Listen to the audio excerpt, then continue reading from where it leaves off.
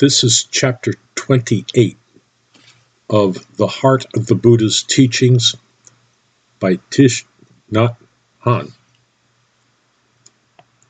The chapter is entitled Touching the Buddha Within. In 1968, I was in India with Samdech Maha Ghosananda, a leader of Cambodian Buddhism, and Sister Chan Kang, my dear student, friend, and colleague. For days, we sat together on Vulture Peak until sunset, and I realized that in former times, the Buddha had looked at the same setting sun with the same eyes.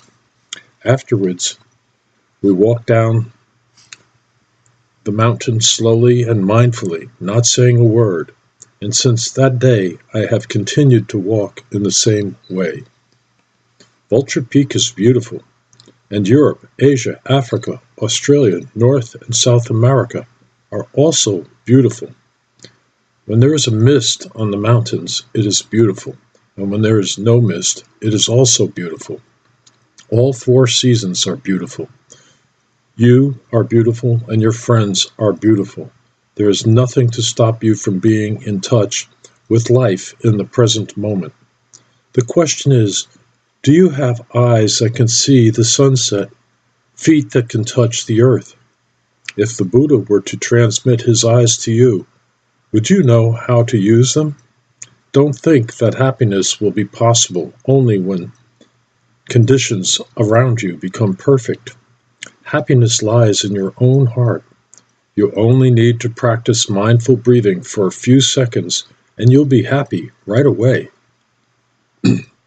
Confucius said, "What greater joy can there be than putting into practice what you have learned?" Sometimes we feel as though we are drowning in the ocean of suffering, carrying the burden of all social injustice of all times. The Buddha said, when a wise person suffers, she asks herself, "What can I do to be free from this suffering? Who can help me? What have I done to free myself from this suffering?" But when a foolish person suffers, she asks herself, "Who has wronged me? How can I show others that I am the victim of wrongdoing? How can I punish those who have caused my suffering?" Why is it that others who have been exposed to the same conditions do not seem to suffer as much as we do? You might like to write down the first set of questions and read them every time you are caught in your suffering. Of course, you have the right to suffer, but as a practitioner, you do not have the right to not practice. We all need to be understood and loved, but the practice is not merely to expect understanding and love. It is to practice understanding and love. Please don't complain when no one seems to love or understand you. Make the effort to understand and love them better. If someone has betrayed you, you ask why. If you feel that the responsibility lies entirely with them, look more deeply. Perhaps you have watered the seed of betrayal in her.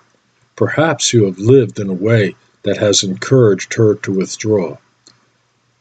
We are all co-responsible, and if you hold on to the attitude of blame, the situation will only get worse. If you can learn how to water the seed of loyalty in her, that seed may flower again. Look deeply into the nature of your suffering, so you will know what to do and what not to do to restore the relationship.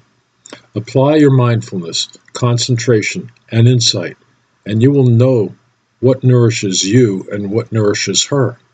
Practice the first noble truth, identifying your suffering. The second noble truth, seeing its sources. And the third and fourth noble truths, finding ways to transform your suffering and realize peace. The four noble truths in the Noble Eightfold Path are not theories. They are ways of action. We begin the practice by seeking meaning for our life. We know that we don't want to run after fame, money, or sensual pleasure. And so we learn the art of mindful being. In time, we develop some understanding and compassion, and we find these are the energies we can use to alleviate our suffering and the suffering of others. This already gives some meaning to our life. We continue to practice, looking deeply into the five aggregates that comprise the self, and we touch the reality of no birth and no death that is in us and in everything. This touching brings us the greatest relief. It removes all of our fears, offers us true freedom, and gives us real meaning to life. We need places where we can go, sit, breathe quietly, and look and listen deeply. When we have difficulties at home, we need a room like that where we can take refuge. We also need parks and other peaceful places where we can practice walking meditation alone and with others. Educators, architects, artists, legislators, businessmen, all of us have to come together to create spaces where we can practice peace, harmony, joy, and deep looking.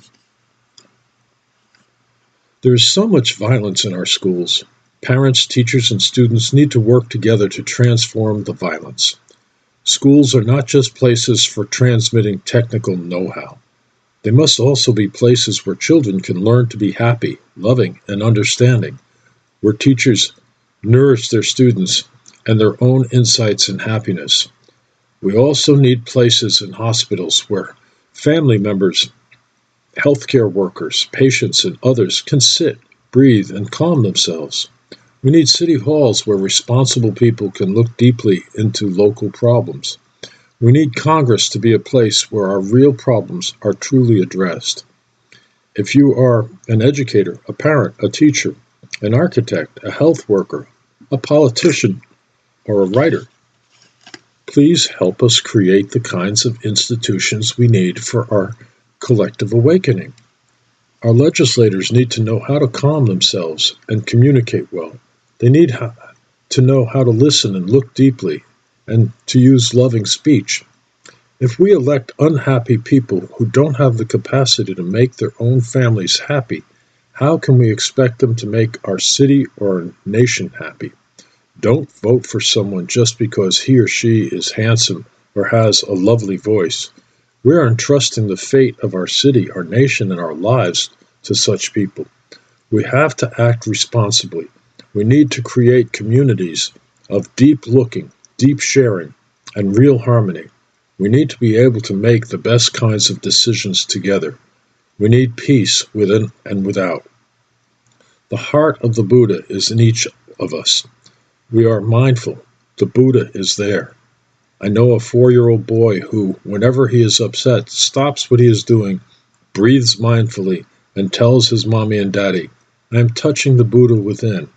We need to take care of the healthy seeds that are in us by watering them every day through the practice of mindful breathing, mindful walking, mindful doing everything, mindfully doing everything. We need to touch the Buddha within us. We need to enter our own heart, which means to enter the heart of the Buddha. To enter the heart of the Buddha means to be present for ourselves, our suffering, our joys, and for many others. To enter the heart of the Buddha means to touch the world of no birth and no death, the world where water and wave are one. When we begin the practice, we bring our suffering and our habit energies with us, not just those of 20 or 30 years, but the habit energies of all our ancestors. Through the practice of mindful living, we learn new habits. Walking, we know that we are walking. Standing, we know that we are standing. Sitting, we know that we are sitting. Practicing this way, we slowly undo our old habits and develop new habits of dwelling deeply and happily in the present moment.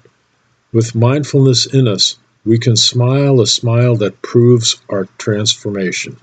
The heart of the Buddha has been touched by our being wonderfully together.